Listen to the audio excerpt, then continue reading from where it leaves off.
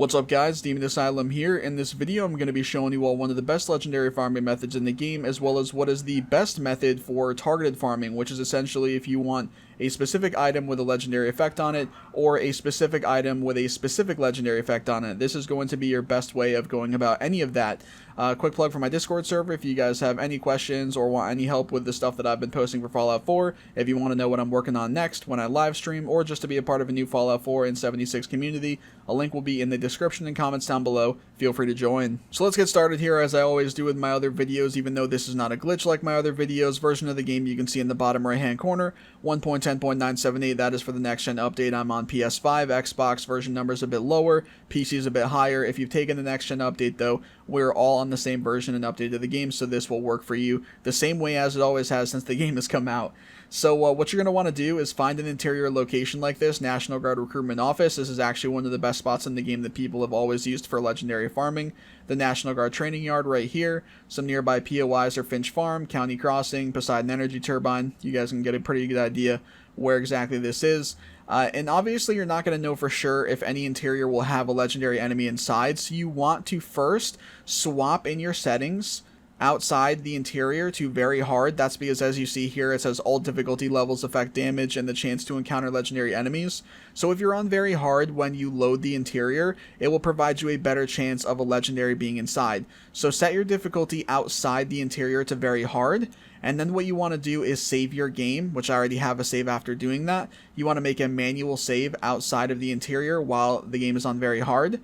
And then what you can do from there is go inside and basically just hope that there's a legendary inside. Your level will play a factor in this too, so if you guys are level 55 versus 22 for instance, you'll have a bit better of a chance. But even if you're level 10 for example, you guys still have a chance to run into legendary enemies.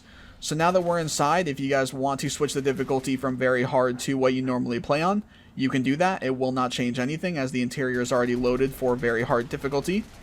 As you can see, we do have a legendary enemy there I just killed. Let me just kill these other couple guys here. There's 5 of them. That's why this is one of the best locations for doing this farming.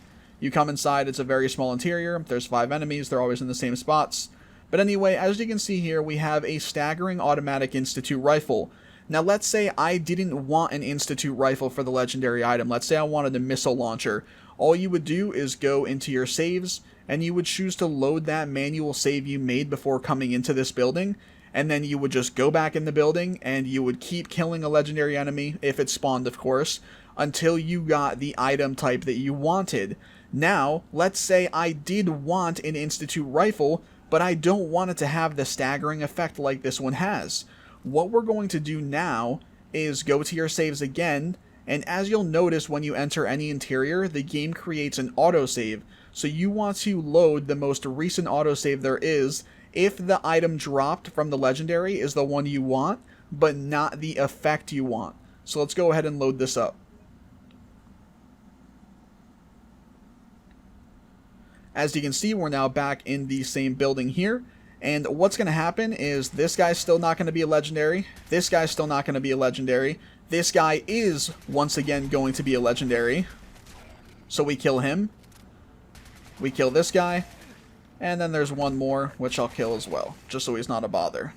Now, what will happen is you guys will see, we have an Institute rifle again, but this time it rolled to something different. So every time you do this with the autosave method, it will provide the same base item type, the Institute rifle, but it will have a chance of rolling a different effect. So in this case it was Assassins, before this it was Staggering I believe.